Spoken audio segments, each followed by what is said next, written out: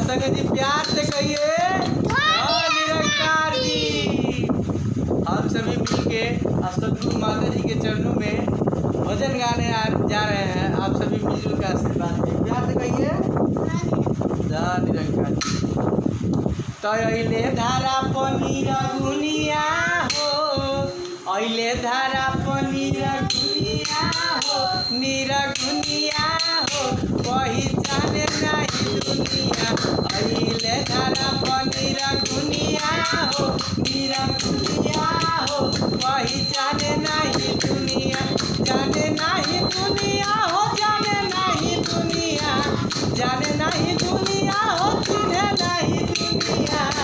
बैर मिटावे इस गुनिया हो, इस गुनिया हो, पहचाने नहीं दुनिया। अइले धारा पनीर गुनिया हो, निर गुनिया हो, पहचाने नहीं दुनिया।